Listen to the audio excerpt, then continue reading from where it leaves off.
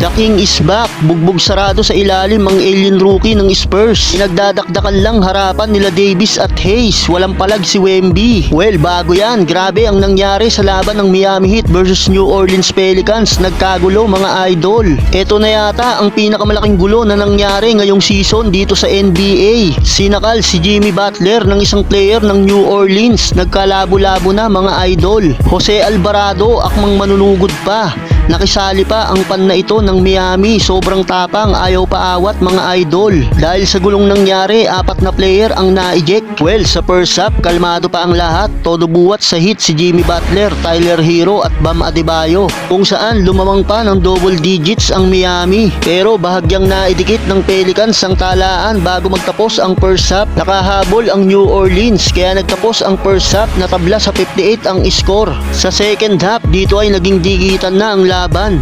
Pagdating ng final quarter, wala pang 1 minuto, biglang nagkagulo dahil sa pagkaka-hard foul ni Kevin Love dito kay Zion. Bagsak ang Pelicans forward sa sahig. Dito na sumiklab ang gulo mga idol matapos sugurin ni Nadim Marshall si Jimmy Buckets. Kaagad namang nagkapigaan ng leeg itong si Butler at Marshall. Kung saan unang nanakal si Jimmy Butler kaya gumanti din ng sakal ang Pelicans forwards. Dito na nagkalabo-labo at mabilis na umawat ang mga coaching staff at mga referee. Pero huli na ang lahat dahil nagkabigayan at nagpang-abot na sa gilid itong si Thomas Bryant at Jose Alvarado. Jose Alvarado akmang manunugod pa at gustong makabawi kay Thomas Bryant. Dahil dyan, ejected ang hatol ng mga opisyal sa 4 na player na involved sa gulong ito. Kabilang dito sila Jimmy Butler, Nadim Marshall, Thomas Bryant at Jose Alvarado. Ayaw namang paawat ng pan na ito ng Miami na parang gusto pang makisali. Kaya ayun, pati siya na-eject din at pinalabas sa loob ng arena. Well, matapos ang gulo, nagpatuloy pa rin ang laban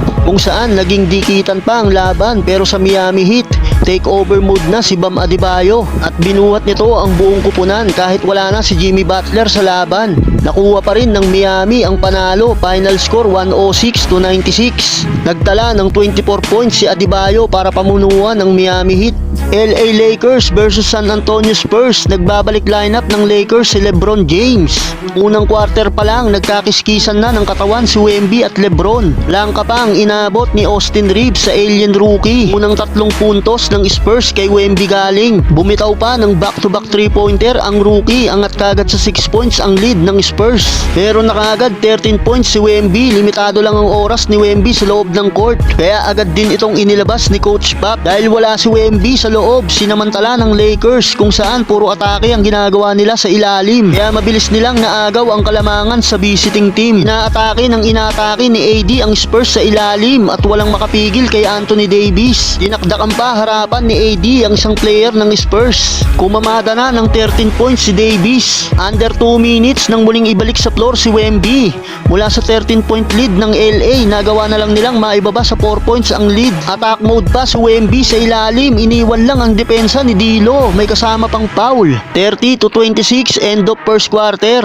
16 points na para kay Wembanyama. Second quarter, sinimulan ni D'Lo at LBJ ang opensa ng LA. Back-to-back 3-pointer para kay Russell. Isang jumper pa para kay LeBron. Victor Wembanyama, poster dunk attempt kay Jackson Hayes pero bigo si Wemby. Rui Hachimura, driving reverse layup, panis ang sumabay.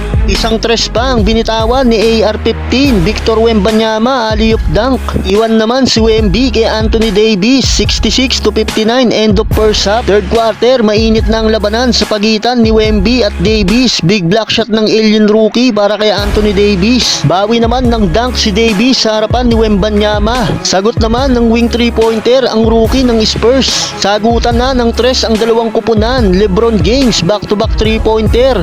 Sagot din naman kaagad ang Spurs. Naibaba pa ng visiting team sa single digits ang lamang ng Lakers.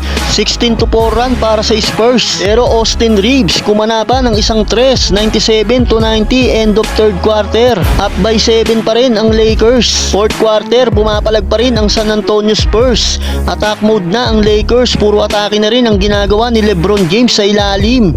Bugbog sarado na ang rookie ng Spurs. Ilang beses pang inatake ni LBJ sa ilalim ang rookie. Nakuhanan pa ng foul ni Lebron si Wemby. Angat ulit sa double digits ang lead ng LA. Umaatake na rin sa loob ng basket si Jackson Hayes, 114-98. Wembanyama patuloy pa rin binubuhat ang opensa ng Spurs. Kaya lang sa dulo hindi na rin kinaya ng rookie at ng Spurs na makabalik pa sa laban. Kaya sa uli panalo ang Lakers, final score 123-118. LeBron James 30 points, 9 assists, 7 board. Anthony Davis double-double, 28 points, 13 rebounds. Sa San Antonio Spurs 27 points, 8 assists, 10 rebounds naman para kay Wemby.